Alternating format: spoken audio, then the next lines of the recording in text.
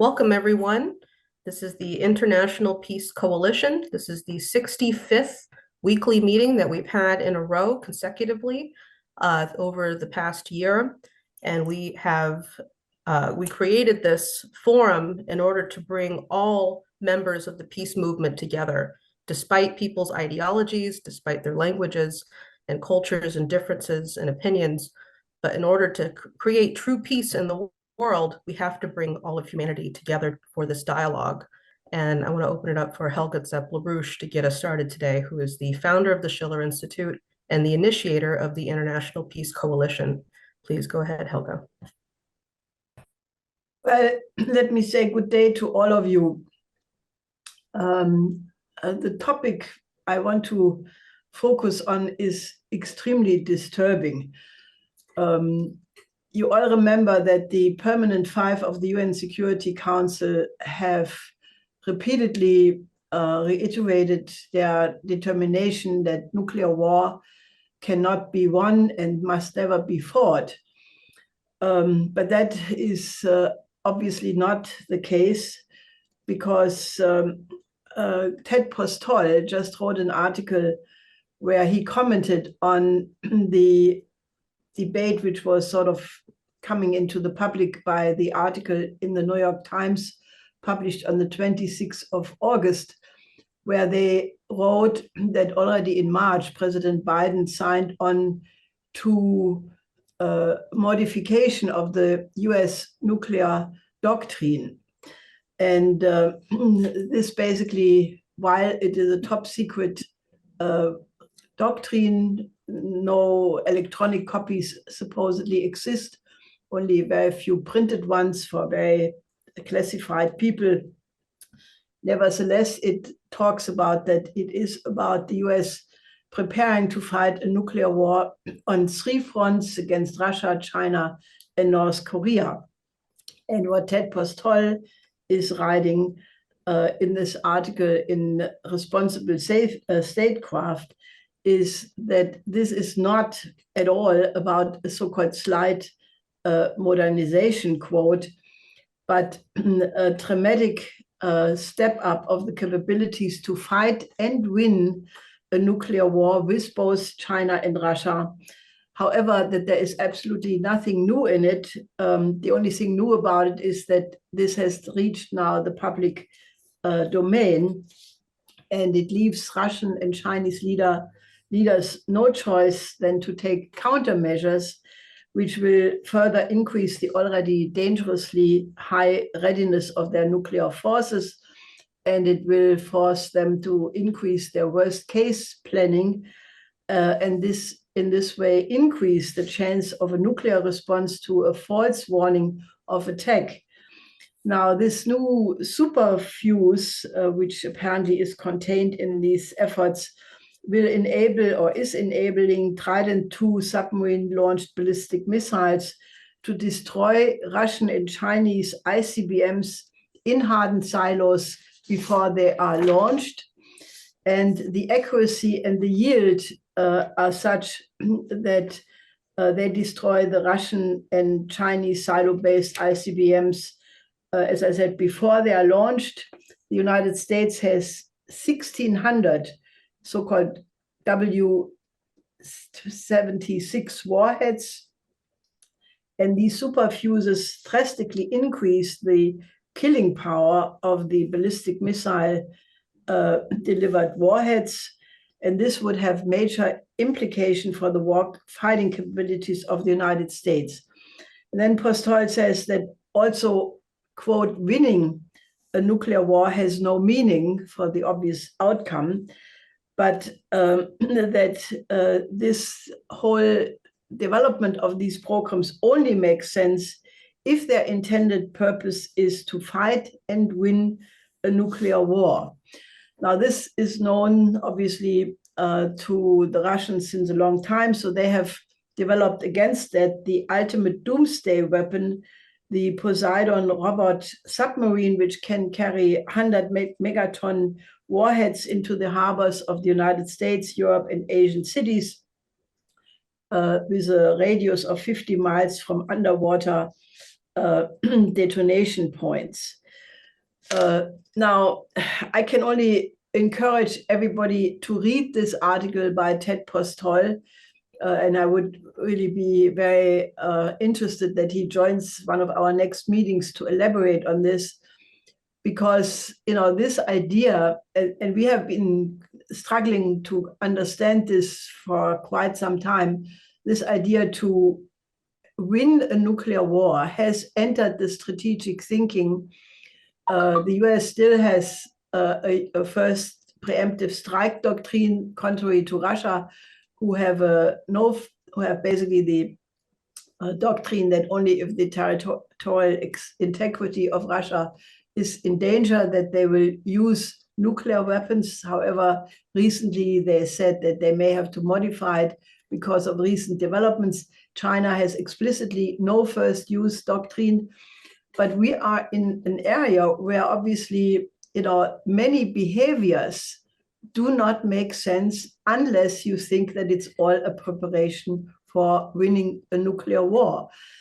And this, what obviously was decided or signed onto by Biden in March, has bearing on a lot of development since. For example, after the NATO summit, Chancellor Scholz announced that the United States has made the decision to place medium and long-range missiles, American missiles, in Germany starting in 2026. He said the US made that decision. He did not say we made this decision. He said the US.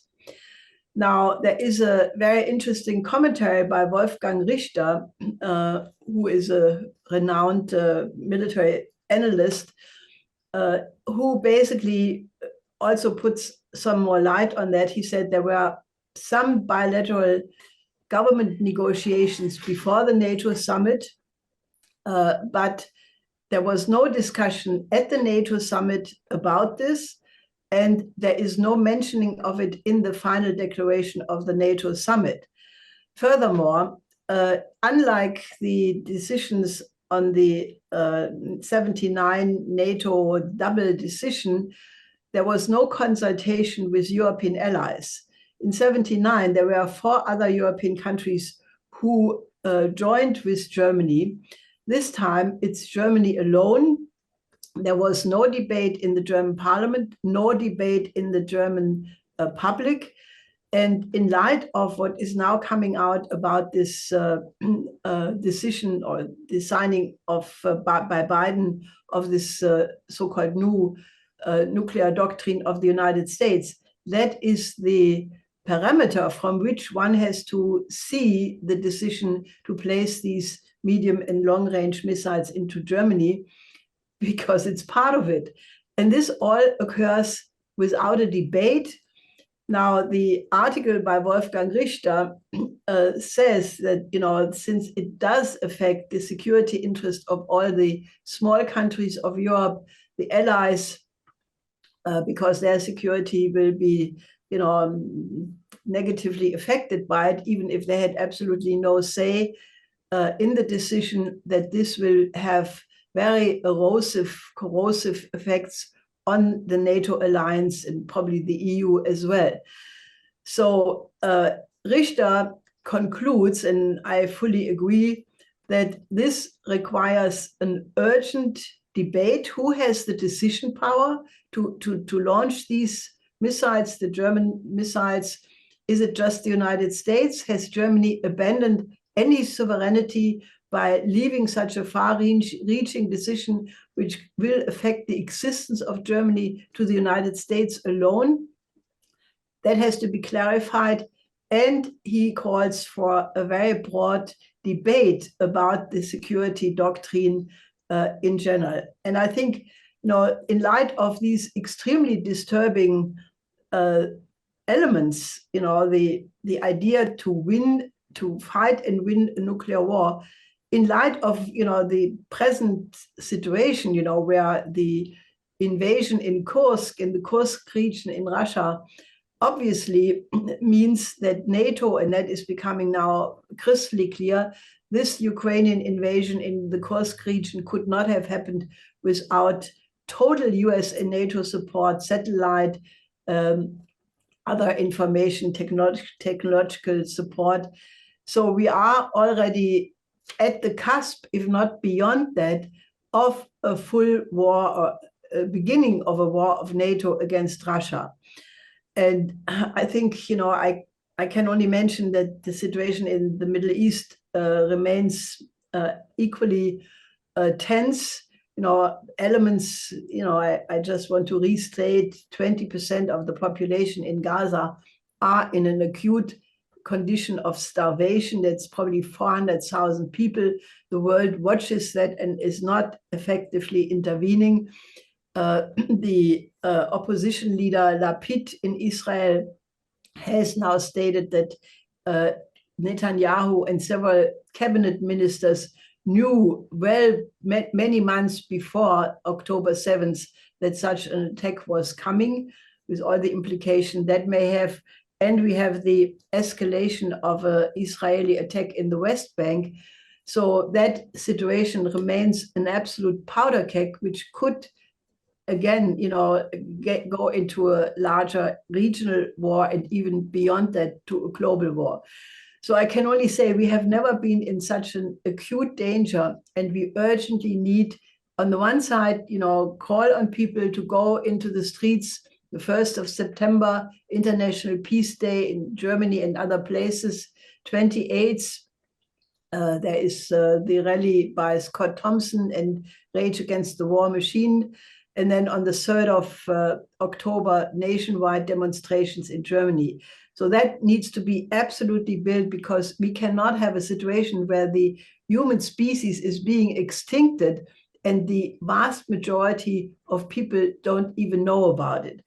And beyond that, I think we absolutely need to have a real debate about what security doctrine makes sense for us to have.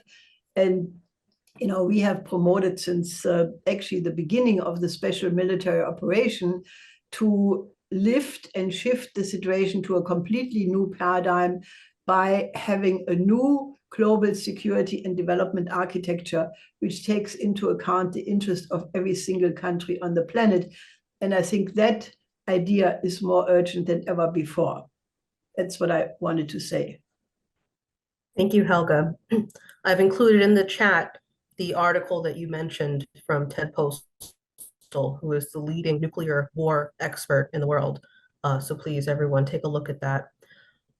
So thank you very much, Helga, for that update.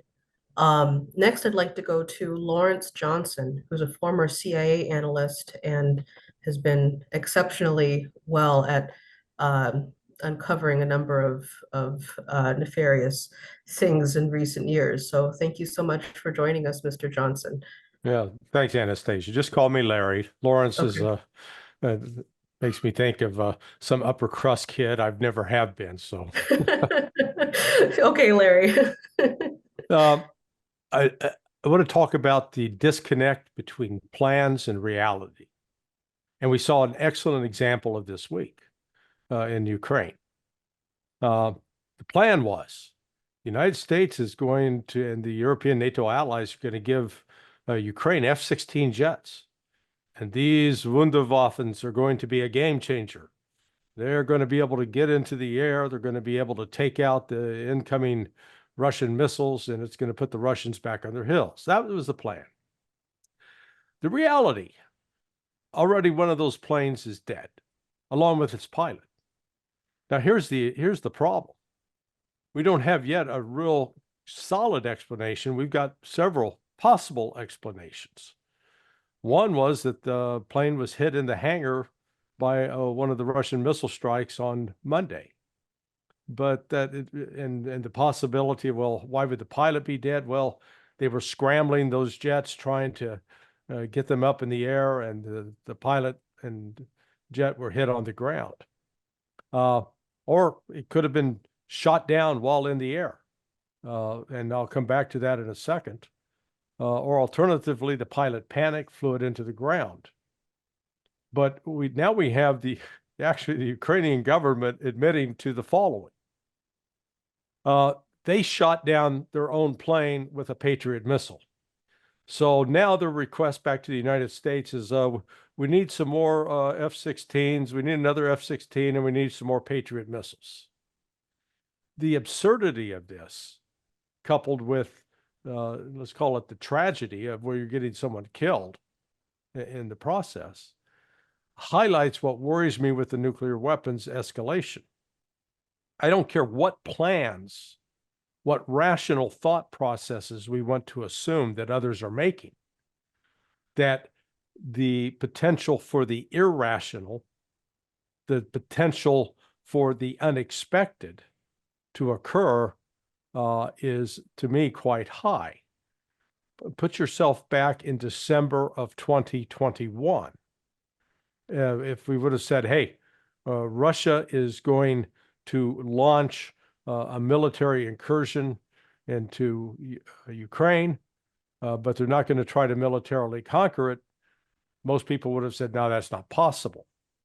Or even as recently as, 4 weeks ago, the notion that the Ukrainians were going to be able to mount up an offensive and go into Kursk. So what does this have to do with nuclear weapons?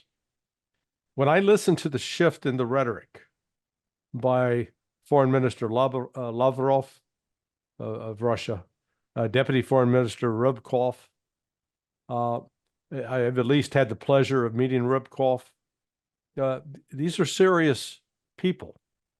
They're not given to emotional reactions. They are not out there just talking off the cuff. And so what they signaled with respect to the use of nuclear weapons is that Russia's recalibrating.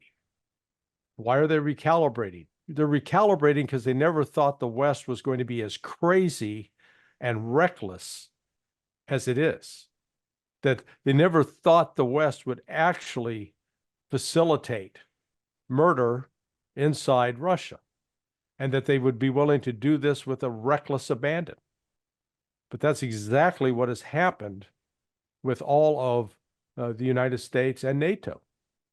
And just listen to the rhetoric coming out of people. Just today, Ursula von der Leyen, or as they call her, van der Leyen, comes out and says that there's no room for negotiation, that Russia's got to be defeated. So when we're confronted with that, I can see the thing I fear most is the West assuming that because Russia has not reacted in force up to this point, the West is confusing patience and wisdom with weakness. And because they're assumed that the Russia is weak, what I fear for in the coming weeks and months is the West taking steps to introduce weapons systems that will leave Russia no alternative but to assume that they are nuclear capable, and Russia will hit them. Not necessarily or initially with tactical nukes, but Russia will take them out, and then the ball will be in the court of the West. And at that point, I think it is highly likely that the West would be tempted to try to use nuclear strikes against Russia, failing to calculate and appreciate Russia's robust anti-ballistic missile defense capability, which the West does not have. So I wish I had cheerier news, but these are the perilous times in which we live. Thank you, Larry, for that update. Very important to have that with us today. Thank you. Next, I'd like to have Mr. Glenn Diesen, who's a Norwegian commentator, professor, and author. And I just watched your interview that you did on the Duran with His Excellency Polyansky of Russia. It was very good. Thank you so much for joining us today, Mr. Gleason, or Diesen. My pleasure. Well, thank you, by the way, for those comments as well.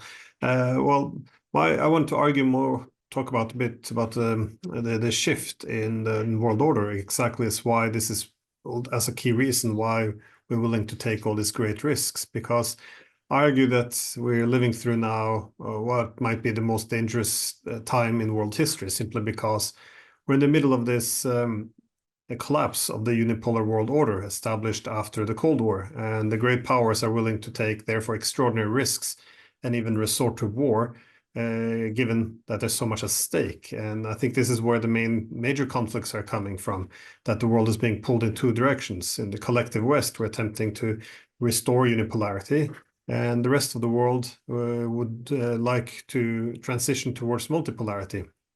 So we see now these efforts to defeat Russia and Ukraine, reversing China's economic growth, possibly risking a major war in the Middle East. And well, what we see, none of these goals will actually work. And the problem is we don't really have a plan B either. So we're gradually abandoning reason and pursuing this reckless escalation. So the worst escalation now is probably this proxy war against Russia, which is, again, the world's largest nuclear power. And we're doing this without even defining what victory would look like or how it can be achieved without blowing up the world. Still, we're doing, with all this on the line, our leaders are not even willing to sit down and speak with the Russian side to avoid disaster. So it's a very clear indication of how bad things can be, or they have already become, as the NATO Secretary General keeps chanting that weapons are the path to peace. And I think it's very difficult to solve this crisis simply because it's forced us to face the mistakes which we've done over the past 30 years. Because when the Cold War came to an end, we decided to create this world order based on unipolarity or hegemony. And the idea was kind of simple. We only have one center of power. This would mean that the competition among the great powers would be mitigated. As the US security strategy of 2002 said, the US would be so powerful that it would dissuade any future military competition, as effectively the international anarchy would be mitigated. So the US could also then elevate the role of liberal democratic values. So this was our hegemonic peace, our liberal international system, and the end of history. And we effectively betted everything on this. And we formed a political consensus that could not really be challenged anymore, that this is not a source of conflict, but a path to peace. And however, I think it was also recognized in the 90s, before the consensus was established, that this was not sustainable simply because a perpetual unipolarity or Pax Americana would not necessarily deliver peace. If anything, it would at least be temporary, because as new centers of power begin to rise, be it Russia, China, or even friendly states, the concept of global primacy or hegemony relies on weakening those rising powers to preserve unipolarity. And very predictably, these countries would then begin to cooperate in an anti-hegemonic partnership, yet as we have seen happen. And furthermore, this liberal peace would predictably collapse in terms of the legitimacy, as a hegemonic system relies on the principle of sovereign inequality. So sovereignty for us, but not for others, or what we refer to as the rules-based international order. So we can see what has happened in Europe in order to see why this war was really quite predictable and why the world order has collapsed. Because for a long time, we were on the path to developing actually an inclusive European security architecture. It mostly was based on the 1975 Helsinki Accords. A lot of this is what gave Gorbachev the ambitions to pursue this common European home. And after the Cold War was declared to be over in 1989, we then formed the Charter of Paris for a New Europe in 1990, which was this new document for a new inclusive Europe without dividing lines. And we took further. In 1994, we built on these principles, we built an actual institution, the Organization for Security and Cooperation in Europe, which would then be a pan-European security institutions, which based again on the principle of indivisible security in a Europe without dividing lines. Now, NATO expansion ended all of this, because by expanding NATO military alliance, it was the manifestation of this objective to pursue hegemony, because it created a Europe without Russia. And very predictably then, it revived this Cold War dynamics. And these days it's all denounced as Russian propaganda. But keep in mind that in 1994, Bill Clinton himself cautioned that if we do expand NATO, it would then redivide Europe and could revive the logic of the Cold War.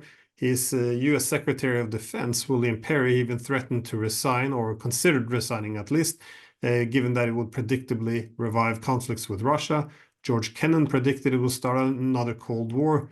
Jack Matlock did the same. You had these letters of 40 leading experts warning that this would revive conflicts with Russia. And of course, this makes common sense. We cancel all our agreements with the Russians because they're temporarily weak and begin to expand the military alliance closer and closer towards the border. It's not a recipe for stability or peace. But anyways, we did expand in the consensus formed, and we convinced ourselves that this would create a zone of peace. But it was always a slow march to war. And this was also recognized back in 2008 when we decided that Ukraine had to be brought in, which was really a key red line. Angela Merkel, she said that the Russians would interpret this as a declaration of war.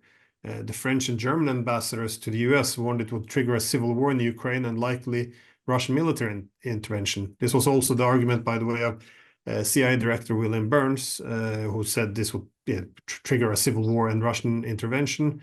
And even the former British ambassador to Moscow said that if you want to start a war with Russia, trying to get Ukraine into NATO would be the best way to do it. So none of this was controversial.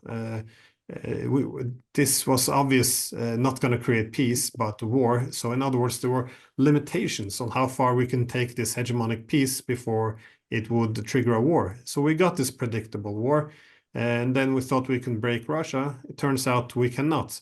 But we don't really have any political imagination anymore to pursue a peaceful solution that doesn't envision our victory and restoring unipolarity. So the only solution now is escalation. So that's why we're talking about striking deep inside Russia, supporting now the invasion of Russian territory, things which would have been considered insane only 2 years ago. So we're also discovering now that most of the world, even friendly states like India, doesn't really want to support us in this objective to break Russia because they don't want to restore unipolarity. They don't want go back to the 90s with the Western hegemony dictating world events. Most of the world outside NATO, they want a multipolar system. And the success of institutions such as BRICS demonstrates the huge demand for a multipolar economic architecture. So I think this is the main challenge in terms of pursuing peace, is we really have to reconsider what we've done over the past 30 years, whether or not this has been a good approach, an actual path to peace. Again, common sense would make it easy to argue why it was not a great idea to continue to expand military blocs, weakening or preventing the rise of other centers of power, and also the sustainability of the whole thing. Keep in mind that in the 1990s, the main foreign policy of both the Chinese and the Russians was to get along as much as possible with the United States and the West.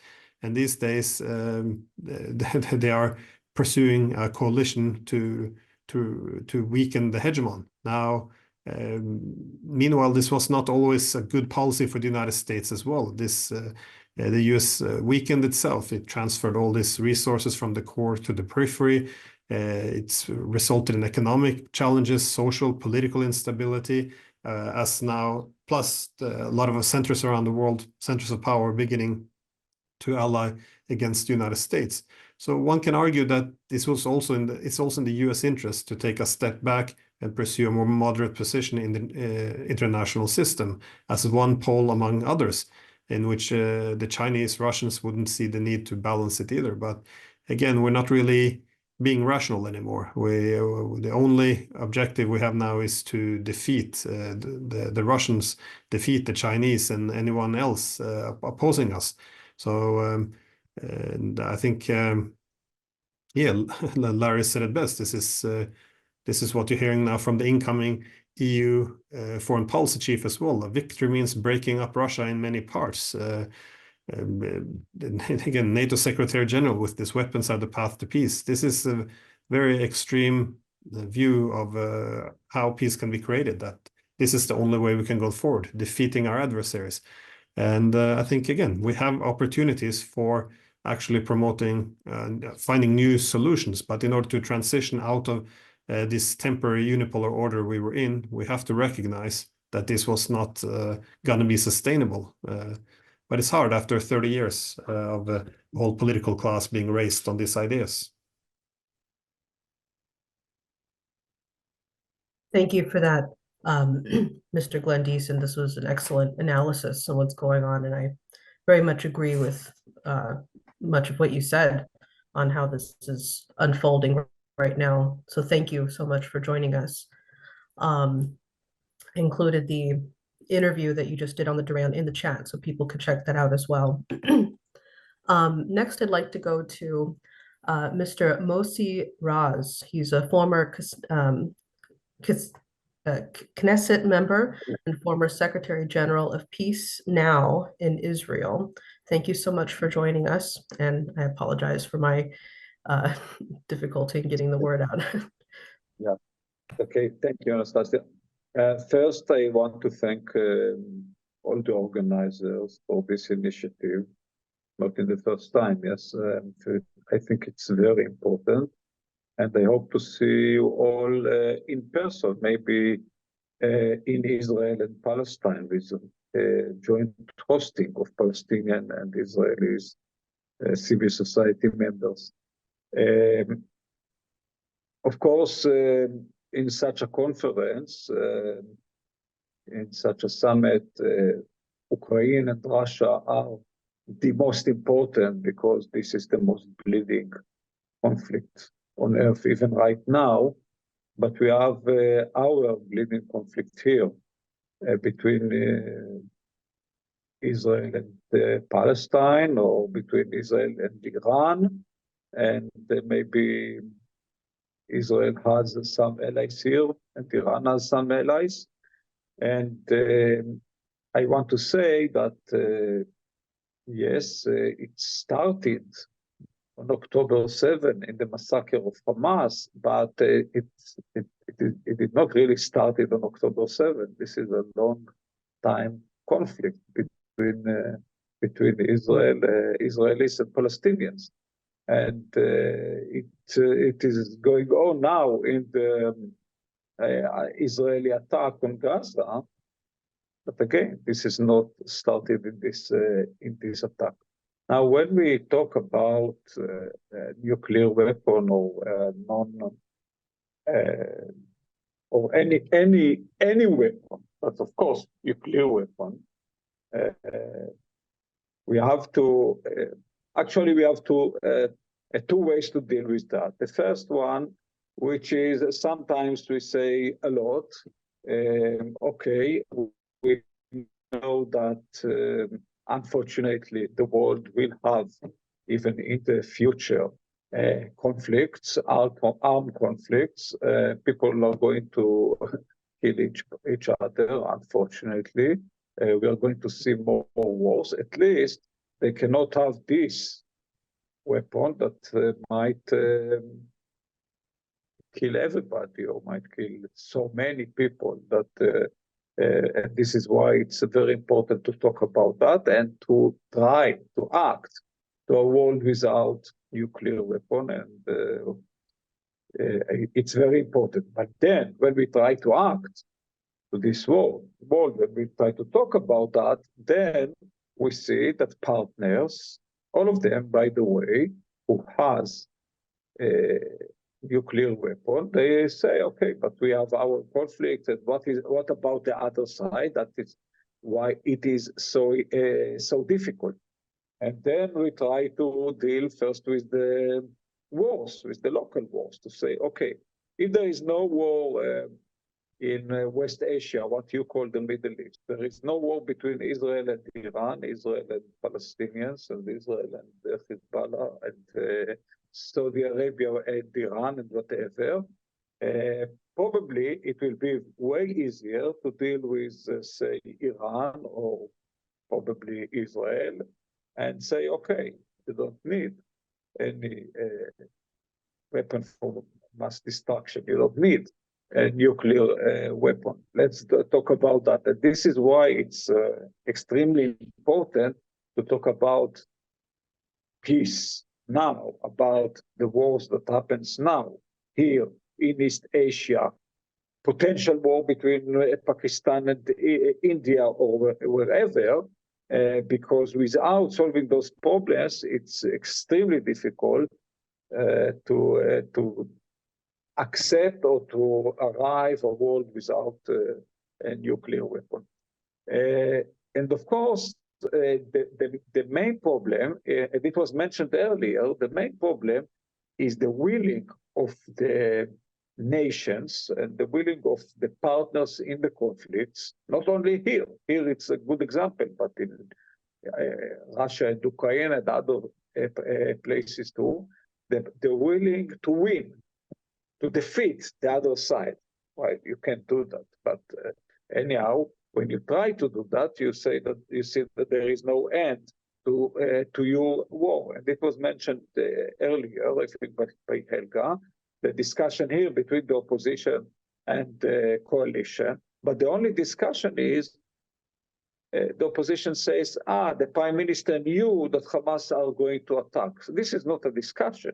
I mean, the discussion should be, you have to know that if you have a conflict, that if you have occupation, that if you kill Palestinians and Palestinians kill you, you have to understand that this is, that in one day, it can escalate.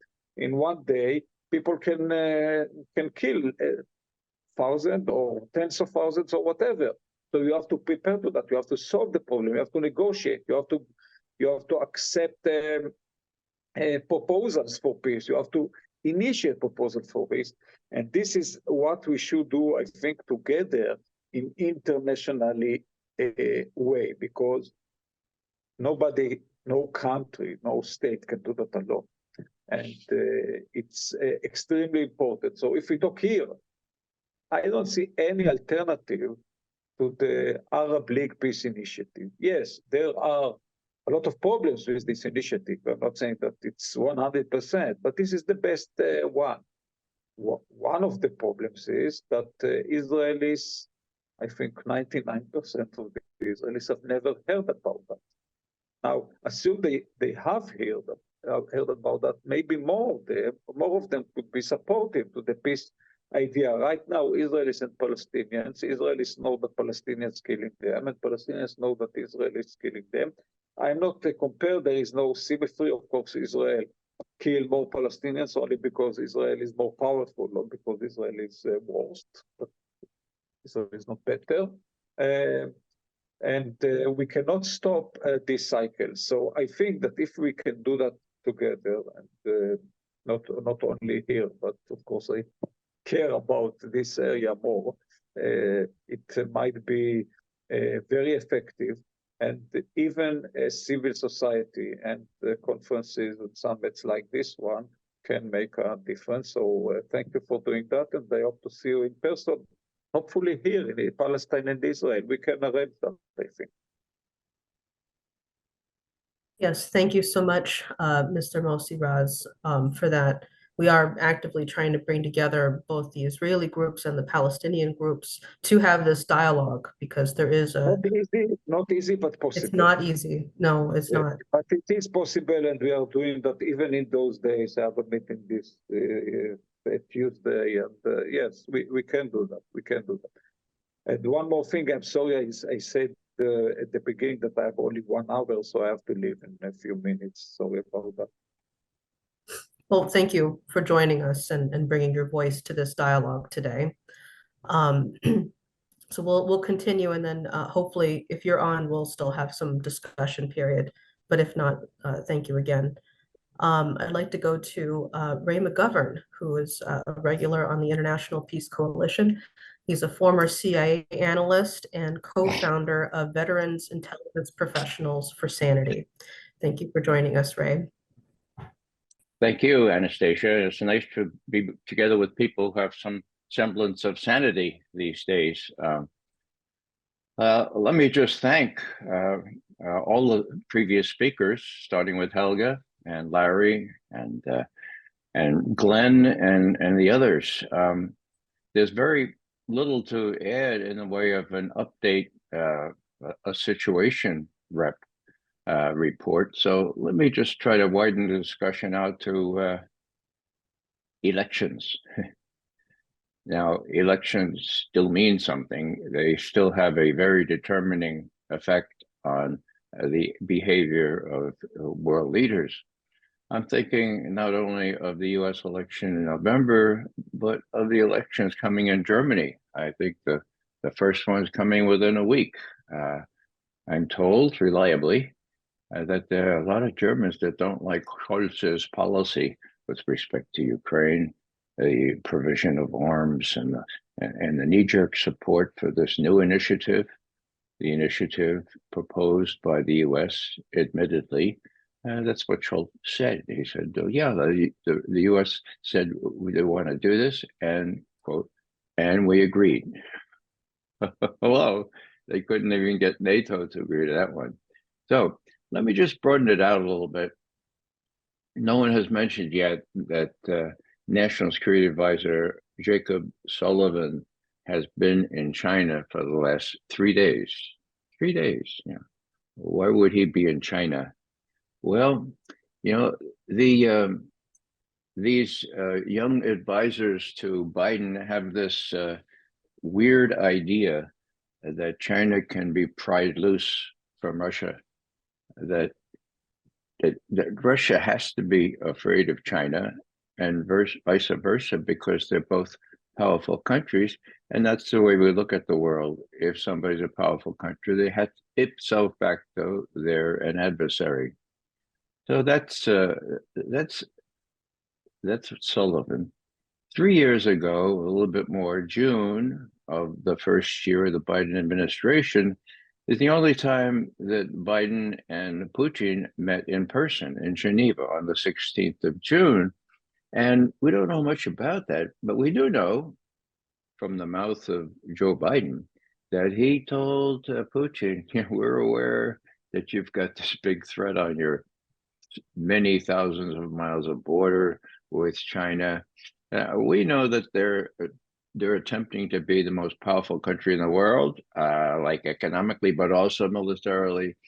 And before they could get him onto the plane leaving Geneva, Joe Biden said, and by the way, we know that China is squeezing, it's really squeezing Russia. So, yeah, it's not appropriate for me to say what I told Putin, but pretty much, we know that. Okay, now, has Blinken and Sullivan, and particularly Sullivan, learned anything over the last 3 years? It doesn't appear they have. And I think if you look at the reasons for Sullivan's visit to China, it doesn't have much to do with, with Xinjiang or even Taiwan. It has to do with how the Chinese will react to what the U.S. has in mind in Ukraine. Okay. Now, this strategic cooperation agreement between China and Russia is real, and it's very effective. Okay. The Chinese and the Russians have bent over backwards to say, we're in this together. This so-called triangular relationship, it used to be sort of equilateral, right? And now it's isosceles with China and Russia, the long arms of this triangle. And let's face it, the United States on the short end of the stick, okay? So why is it Sullivan decided to go to Beijing? Look at the timing. Look at what's going on in Ukraine, and look what's going on with respect to the US election in November. What's he trying to do? In my view, he set the initiative here. He took the initiative to have this trip. He wants to sound the Chinese out. Now, look, we have this strategic agreement with Russia, but you're not gonna cause us any trouble if we do what we have to do to teach the Russians a lesson in Ukraine, right? Now, I asked my Chinese specialist friends, do the Chinese have a gesture equivalent to giving someone does the Middle Kingdom have a middle finger to give to other people? And they said, no, the Chinese are much more polite, but they do have a word that they use, and it's absurd. And they've used that frequently with respect to how they look at U.S. foreign policy. So in a nutshell, based on what Helga and Glenn and Larry have already said, I would just have to conclude that this has all to do what the U.S. wants to do before the election on the 5th of November. And an ancillary factor is what happens in Germany in these elections that come before November. What's the danger of the German people and many others in NATO rising up and saying, this is crazy, we don't want to do this kind of thing? Well, the prospect is pretty clear. So Kursk is now being reversed. What's left of the Ukrainian troops there will all be captured or killed or wounded. What's going on? I think that the people who are behind Kursk, and I see Sullivan first and foremost as one of them, they want to create the kind of situation where they would mousetrap Mr. Putin into reacting in such a way as to justify what the West, that is, what Washington would do in reaction, all before the election. Why? Because there's a very good prospect that Ukraine, NATO, the United States will lose definitively before the election. So what is the U.S. response? What can it do? Well, it can try to provoke Putin to do new things, to retaliate in new ways, not just to shoot down F-16s, but do something more dramatic, allowing the U.S. to pull out of its quiver the weapon, namely a mini nuke, a low-yield nuclear weapon. Okay, so in other words, I see the Russians warning that we too have nukes as a kind of preemptive, as a kind of deterrent effect. Say, look, if you think you can get away with that, then you have another thing coming, because we have these tactical nuclear weapons too. Now, how the Russians look at the benighted people like Sullivan and Blinken is all important here. The Russians want to see what happens on 5 November. In my view, they're not going to rise to the bait. And so where does that leave people like Sullivan? My God, if they lose the election, if they lose the war, they lose the election. If they lose the election, they could lose their freedom if that other fellow comes in and adduces the evidence he has against them. After all, I mean, if you can call it intellectual father, well, Sullivan was the intellectual father of the now totally discredited Russiagate, Russian hacking and all that kind of stuff. That was Sullivan. We know that Blinken chipped in and got 51 former intelligence leaders to say that Biden's son Hunter's laptop was a Russian disinformation intelligence operation just 10 days before the election last time around. So what are these people going to do now? I would not rule out Blinken and Sullivan saying, hey, Mr. President, we're going to lose the election if we lose the war. We only have one weapon left. They're very low yield nuclear weapons. Why don't we teach the Russians a lesson, stanch to thwart the notion that we can lose in Ukraine just until after the election, so that we have a reasonable chance of winning.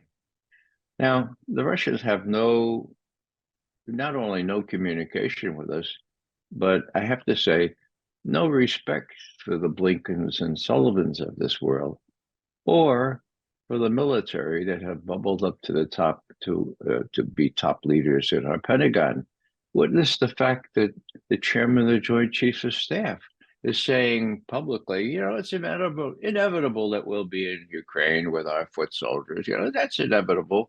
And witness the fact that with respect to Gaza, the president wanted to say something in a major speech and say, hey, let's do a pier. You guys can build a pier, right? A pier. That was so stupid. And he asked the Army Corps of Engineers to do it.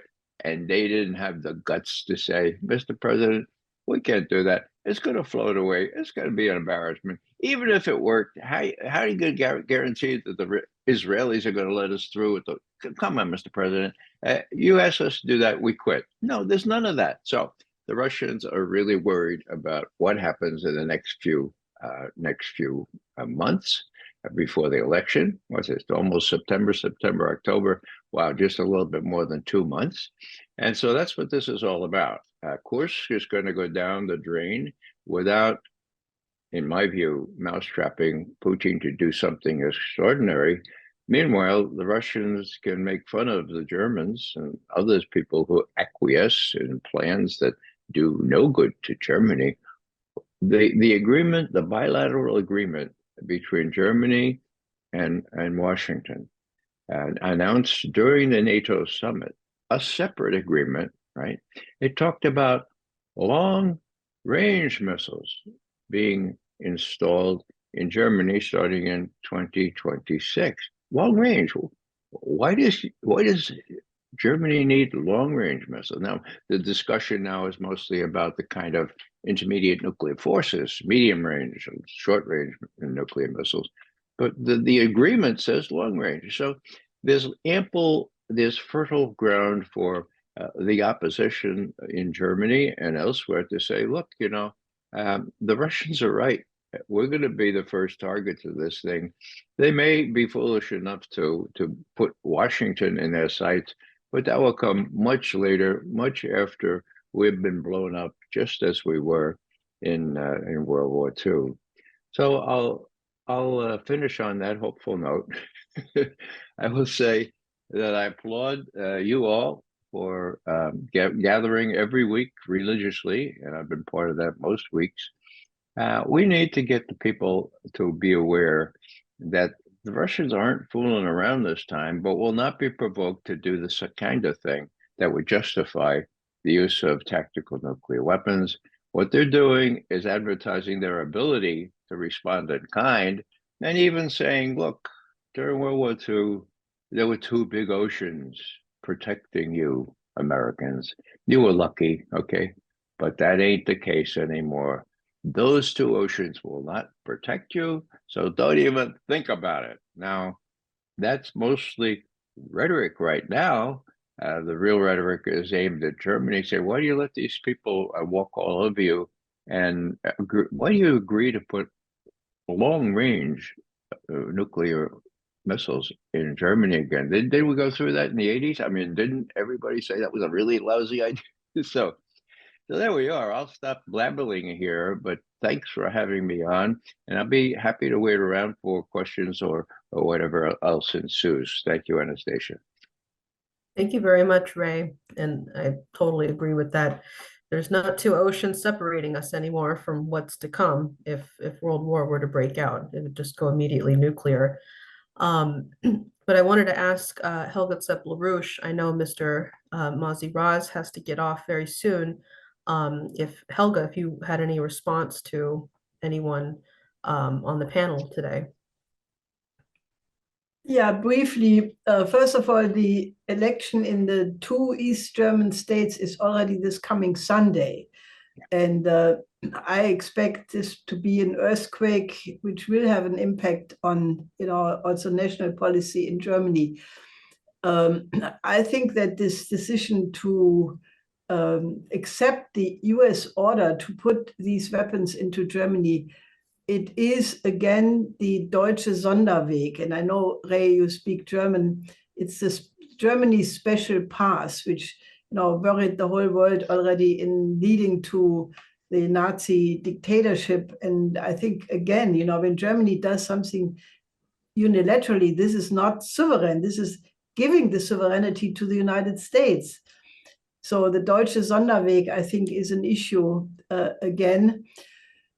I just want to reiterate that, the reason why we try to put together the International Peace Coalition and make it expand, the aim of it is to include all peace groups internationally into one strong movement, because I think we need to absolutely like a laser beam, focus our forces that they are strong enough to defeat this danger. So mass education is one thing, but the other major point is we want to focus on solutions. To raise the public conscience is just the first step. The next step is we have to offer proposals which are a remedy to the problem. And there, emphatically, I want to say also to Mr. Raas before he is leaving, I think he may have left already just now, but in any case, you know, we have proposed. He's still on, Helga. Oh, okay. No, I want to say that because of the extremely dangerous situation in the Middle East, we have to find ways of putting the Oasis plan on the table. We had several conferences on it with diplomatic participation, ambassadors from Palestine, from other countries.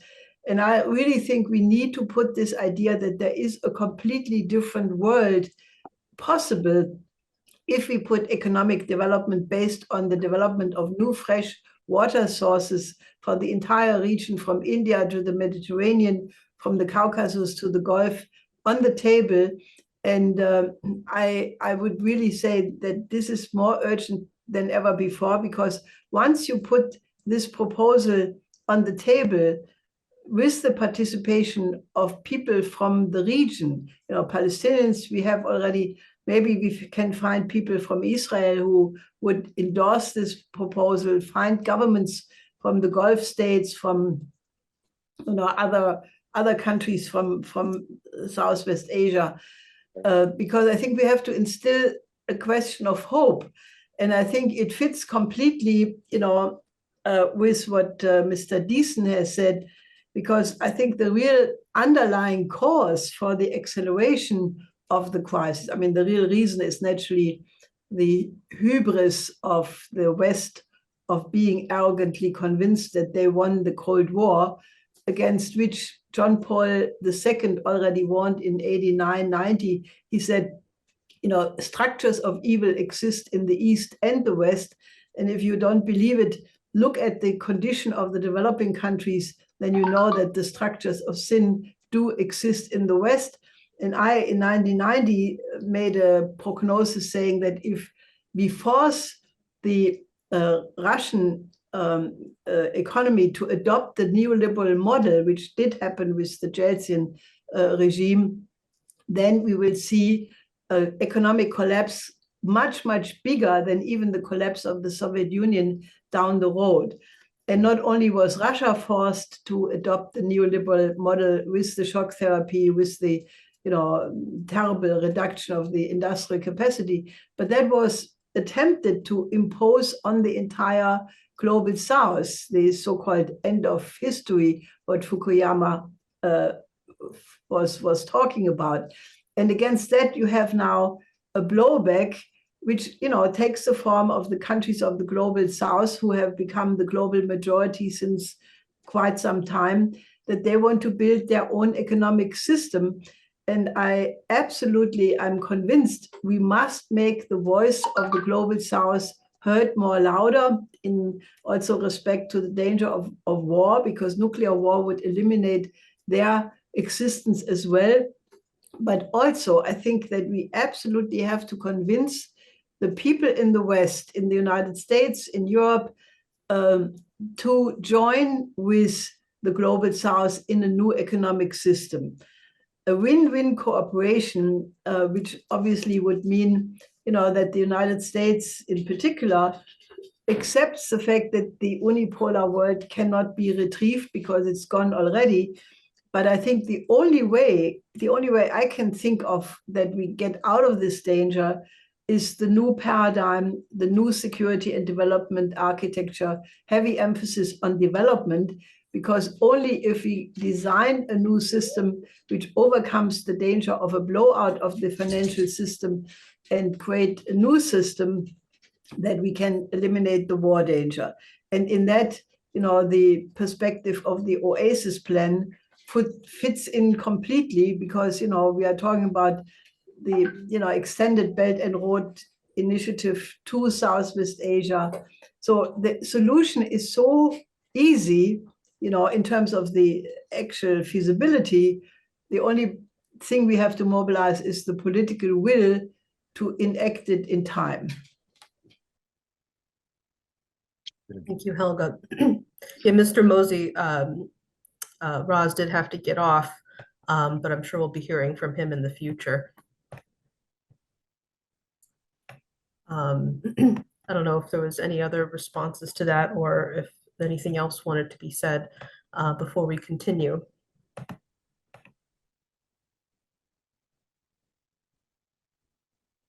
Okay, I think we shall continue then. Thank you, Helga, for that. And we'll have more discussion, I'm sure, on that issue. Next, we're going to go to, we have a video statement from Scott Ritter, who unfortunately was not able to join us today, but gave us permission to use a video statement from him to the IPC. Do we have that video? Regards to your question about Russia, look, there's an old saying, FAFO, fool around, find out. I'm being behaved, and don't worry, you don't have to censor me. But Ukraine invaded Russia at the behest of NATO in the United States, the Kursk incursion, a major effort, not a minor effort, not a little, raid here, a major invasion, designed to capture a nuclear power plant, designed to, seize significant territories. Russia has responded. And they've responded in a way that has been devastating for the energy infrastructure of Ukraine. For all the people out there that claim to support Ukraine, this is what your support has brought. Thousands of dead Ukrainian soldiers in Kursk. They're all going to die, be captured, or evicted. They will not be allowed to remain. Russia will not permit it, and the Ukrainians can't do anything to stop the Russians from kicking them out. So you've condemned thousands of these men to die. But now you've condemned millions, tens of millions of Ukrainian civilians to suffer because Ukraine will not get this energy infrastructure reconstituted before winter sets in. And if you think this is the limit of what Russia has done, it's just the beginning of what Russia has done. As I came on, MiG-31s with Kinzhal missiles were taking off to continue the barrage against Ukraine. This war is horrible. This war is just devastating. This war is everything. This war justifies every reason why we tried to prevent war. But from the perspective of the American public, our policies, which enable Ukraine to carry out the invasion of Kursk, etc., are part of an overall policy that seeks to use Ukraine as a mechanism to strategically defeat Russia. And just so everybody understands, if Russia were ever to run the risk of being strategically defeated, they will use their nuclear arsenal in its totality. So literally our policy is a suicide pill. If we succeed, we die. If we fail, then maybe because we've painted Russia as existential in nature, maybe something in Biden's new nuclear employment plan allows us to use nuclear weapons as a way to avoid failure. Either way, we're headed down a slippery slope that leads towards nuclear confrontation between the two nations that have the largest nuclear arsenals in the world today, nuclear arsenals that are capable of destroying the world several times over. Very, very dangerous times we live in.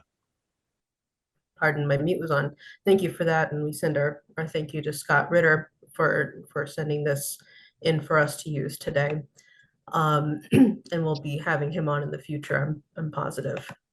Before we get to the Q&A period, we do have an announcement from Rage Against the War Machine, which, if many of you are aware, this was an organization created to unite the left and the right together in order to create peace. And it was a very successful demonstration last year around the Ukraine war.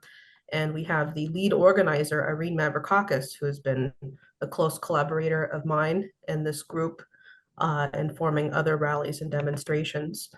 Do we have you on, Irene? Yes, Anastasia, can you hear me? Yes. Well, thank you so much. And it's been wonderful to work with you and everybody in this organization. And I just wanted to say that this Peace Coalition is so incredibly important. And I just wanted to say a quick hello to Helga and the Dennises. But we have a second Rage Against the War Machine rally planned for September 28th from 12 to 5 at the Washington Monument. And like Anastasia had mentioned, the coalition comes across the political spectrum.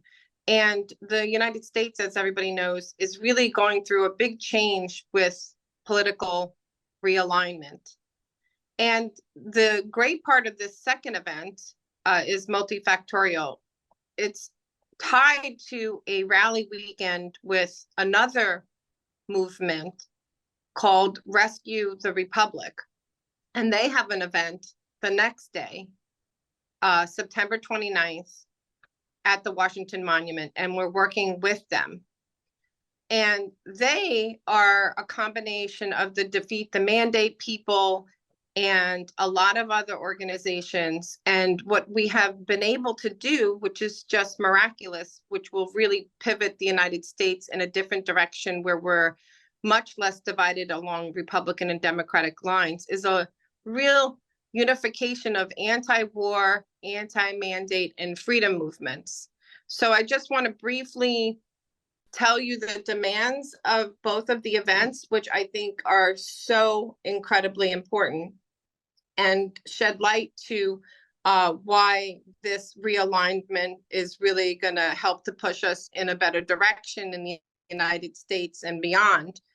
And it matters, right? Just having a rally doesn't matter, right? If you just have a rally and there's nothing connected to it, I think that that's a big difference when you have more concepts and ideas and realignment of the political infrastructure of the United States. So the demands for Rage Against the War Machine is, number one, not one more penny for wars in Ukraine or Gaza. Number two, negotiate peace. Number three, stop the war inflation. Number four, disband NATO. Number five, global nuclear de-escalation. Number six, slash the Pentagon budget. Number seven, abolish the CIA and the military-industrial deep state. Number eight, abolish war and empire. Number nine, restore civil liberties. And number 10, pardon Julian Assange.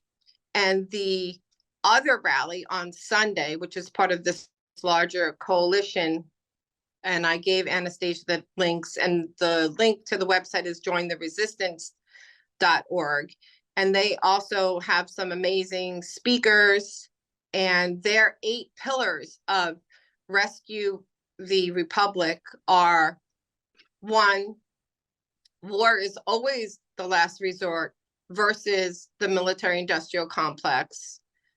2, sanctify, recodify informed consent versus the medical-industrial complex.